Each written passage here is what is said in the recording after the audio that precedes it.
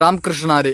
जे भांग पितात, गांजा वडतात तर हे चांगलं नाही. कारण कशा पाय तर मला लय जण आले आणि म्हणले महाराज आम्ही बोलबम करतो, हे चांगलं आहे का?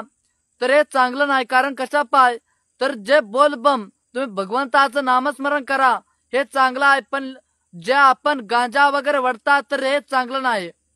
काय काय जण गांजा वडतात, काय काय जण बोलबम करतात. कारण गांजालाच बोलबम असं म्हणतात. कारण गांजा वडणं ही चांगलं नाही, एक प्रकारचं एक व्यसन आहे. मला म्हणाले महाराज जेव्हा हलाल नावाचं विष बाहेर पडलं, बरं ते शिवशंकरानं हलाल नावाचं शिवशंकरानं सुधी बोललेलं आहे, खरं आहे का? तर नाही.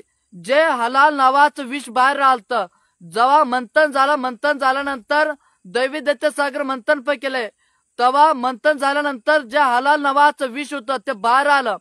बाहेर आल्यानंतर सर्व देवदेवतांनी वगैरे सर्वांनी शंकराची स्तुती केली. स्तुती करून त्या हलाल नावाचं शिवशंकरांनी जे आपल्या रक्षण होण्यासाठी जे विष आलेलं होतं ते विष चांगलं नाही, यासाठी शिवशंकरानं काय केलं, शिवशंकरांना स्तुती केली आणि जे विष होतं ते धारण करण्यास विनंती केली आणि त्या आपलं रक्षण केलं. ते शिवशंकर भगवान आहेत. त्या देवतांनी आपलं रक्षण केलं आणि ते विष धारण केलेलं आहे. तसंच आपण काय करत राहा, आपण शिवशंकराने विष धारण केलं हे मी मान्य करतो.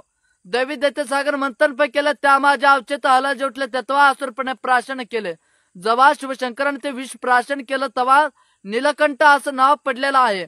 आणि आपण म्हणतो भांग वगैरे पिणे चांगलं आहे, तर हे चांगलं नाही. कारण हे कशा पाय चांगलं आहे तर हे एक प्रकारचं व्यसन आहे. रामकृष्ण. ओम नमः शिवाय.